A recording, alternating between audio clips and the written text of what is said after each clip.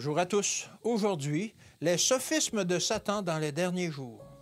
Soyez stupéfaits et étonnés, fermez les yeux et devenez aveugles. Ils sont ivres, mais ce n'est pas du vin. Ils chancellent, mais ce n'est pas l'effet des liqueurs fortes.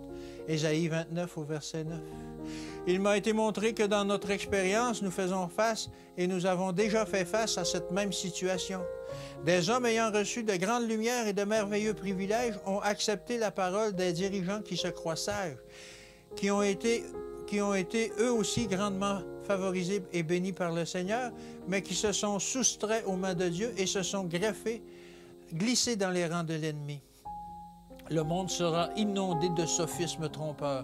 Un esprit humain, après avoir accepté ces sophismes, travaillera sur d'autres qui ont transformé en mensonge la preuve précieuse de la vérité de Dieu. Ces hommes seront trompés par des anges déchus, alors qu'ils auraient dû rester debout en gardiens fidèles, veillant sur les âmes comme devant en rendre compte. Ils ont déposé les armes de leur combat et ont donné asile à des esprits séducteurs. Ils annulent les conseils de Dieu. Ils écartent ses avertissements et ses reproches. Ils se rangent carrément du côté de Satan. Des hommes qui ne devraient pas chanceler comme des ivrognes sont maintenant spirituellement ivres. Le crime, les irrégularités, la fraude, la tromperie, une conduite inéquitable envers autrui remplissent le monde, en accord avec l'enseignement de calcul qui se révolta, de celui qui se révolta dans les parvis célestes. L'histoire se répétera.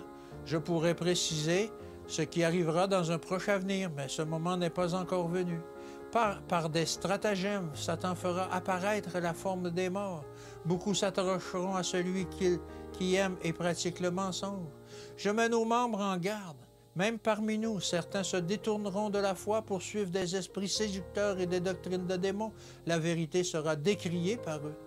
Il accomplira une œuvre étonnante. Des pasteurs, des hommes de loi, des médecins qui ont laissé ces mensonges dominer leur discernement deviendront eux-mêmes des séducteurs.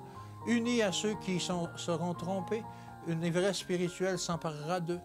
Le Seigneur s'adresse ainsi aux économes infidèles.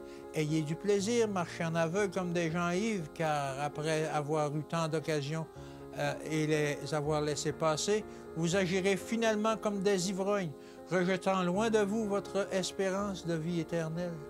Cherchant par tous les moyens à cacher leur complot à l'Éternel et prenant refuge dans leurs mensonges, ils interpréteront faussement des avertissements et les messages que Dieu a envoyés. Ils ajouteront à ces avertissements leurs fausses déclarations afin d'annuler ainsi la parole de Dieu.